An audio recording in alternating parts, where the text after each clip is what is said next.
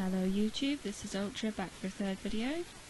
Following up from Accents of the World, I had at least one request regarding accent within England.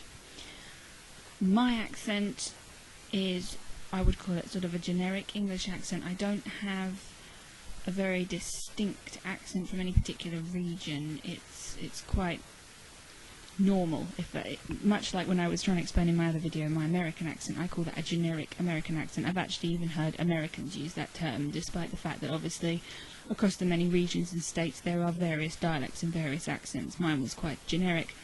My English accent is fairly generic.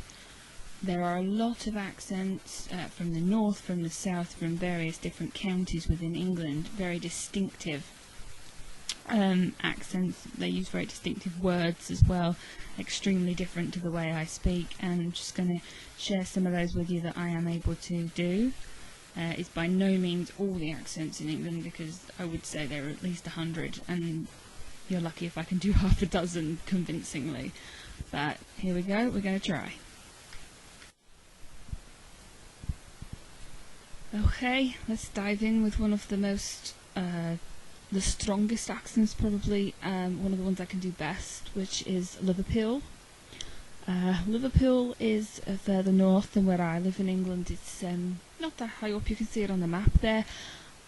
People from Liverpool with very broad accents are called Scousers.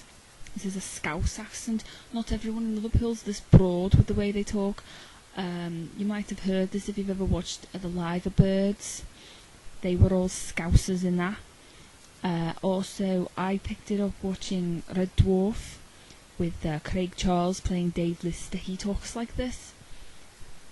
I'm trying not to fade in and out, it's sort of going. I can normally do this and sit and talk like this for hours without even flinching, but it's not coming out that easy today. But I'm hoping that you can still understand what I'm saying through the accent. It's quite a big accent, and I know some people from other countries have trouble understanding people from Liverpool, so that's probably enough of that. Right, let's move on to something a bit easier. This is where they talk in the county of Yorkshire. It's up north. Gets cold up north, you know, a bit wet, not very nice. If you've watched Coronation Street, you might find some of the people with the broader accents talk a bit like this. When people talk about northerners, they tend to do this accent, but it's not all of the north of England, it's mostly Yorkshire. They say things like, "E by gum," and "I'll go to foot of our stairs." None of which makes a lot of sense to anybody, unless you're from up north, and then I think it probably does, but I'm not, so I don't know. They have some funny phrases. But yeah, mostly you've probably heard it in Coronation Street. At the moment I can't think of any other examples, but that'll have to do. Now this one it do go quite a long way away from where I just was in Yorkshire. This is how they talk in Bristol, more or less. I'm not perfect at it, but people from Bristol, they're called Bristolians. They talk a bit slow, and it makes them sound like they might all be a bit thick, you know, a bit stupid. I don't think they are, I just think it's the way their accent comes out. They sound a bit like farmers in a field. They're not all farmers, obviously, but they sound a bit like that. Famous for saying, "Get off my land," in quite loud voices. If you are a farmer, you might say that.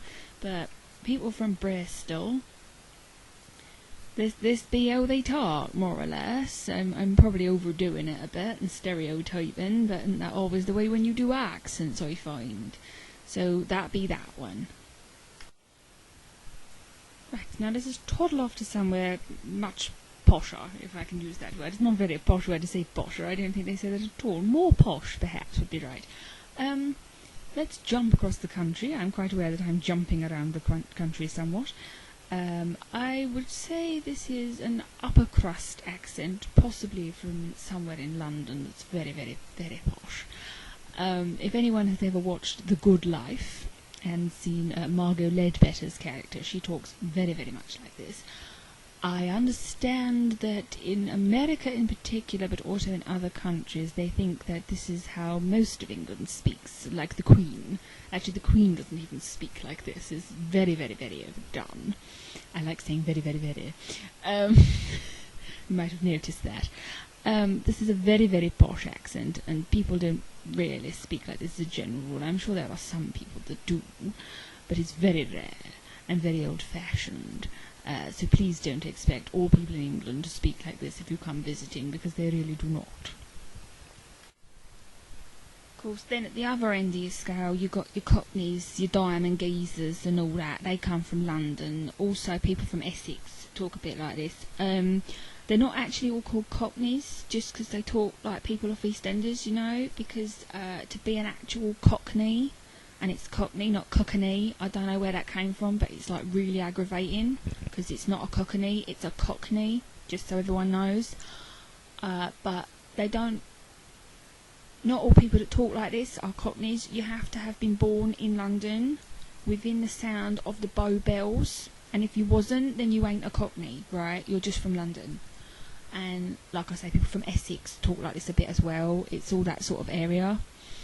And it's called like a common accent. People sound a bit common, and people assume that they're a bit thick, like the farmers from earlier from Bristol, but they ain't all thick. They just sound it sometimes, but they ain't. And if you call them thick, they might get like really, really act off at you, and you don't want that. And this is going to sound a bit like my Bristolian, but this is actually supposed to be down in Somerset and Cornwall, where they got an even bigger accent than the Bristolians, but they do be like farmers down there, and they do talk really slow and thick, like walking through treacle, you know? They talk like that. There's a rhyme that I don't know if it actually came from Somerset, or if somebody was taking the Michael out of them, like, but it goes, I can't read and I can't write, but that don't really matter, 'cause I come down from Somerset and I can drive a tractor. And if you got completely lost in it, that last word was actually tractor, but in that accent it's very hard to tell. Let's move on to Norfolk. Now you find that Norfolk, they sound a little bit like the people down south do when I was doing Bristol and I was doing Cornwall and Somerset, but they don't go down at the end of the sentence like they do, they go up, don't they, like? It goes up at the end. And they say things like, I went out on my motorbike. Motorbike is a brilliant word if you live in Norfolk. They go up at the end of their sentences, and it's a lot lighter, I think, than the farmer type people down the south. I can't remember anything else that I can say in this accent. It's starting to sound like my other one, so I'm going to leave that one there. I think the only other accent I can do is probably Birmingham, and I can't do it very well. I just sound like I've got a cold. I sound like a Liverpoolian with a cold. It's supposed to be Birmingham where they drive curtain siders. For those that don't know, a curtain side is a lorry, and the sides are like curtains. You know, curtains that you pull across windows. Curtain cider. People from Birmingham sound a bit thick, but they're not. And now I'm going to Liverpool again, look at that. I told you that'd happen. I go from one to the other and I can't help it. I'm just better at Liverpool than I am at Birmingham, so we've gone back round again to the beginning, and I think that's probably a good place to stop. Let's end on a poem. People always end on a song, let's end on a poem. It's a poem I can do in a Liverpudlian accent, which is a Craig Charles poem, and it's called George McGee. So you can have this and I'm going to go. I used to know this kid in school by the name of George McGee. He was always passing wind in class and blaming it on me. He hit me in the classroom and especially in PE, like he'd wait for me to get the ball when playing in the gym, and then he'd knock me over and kick me in the shin. Well, he was that sort of kid. Sort of kid that cheated at conkers. It wasn't totally his fault, his family were bonkers. His dad did his homework once for him, made me a jealous sight, until he got it back and found out that it wasn't right, but he was that sort of kid. Sort of kid that washes hamsters in Vim. The teachers took him away and they did some tests on him. I hadn't seen him from that day to this, until, despite my pleading, the little sneak on Tuesday week, he pulled me up for speeding.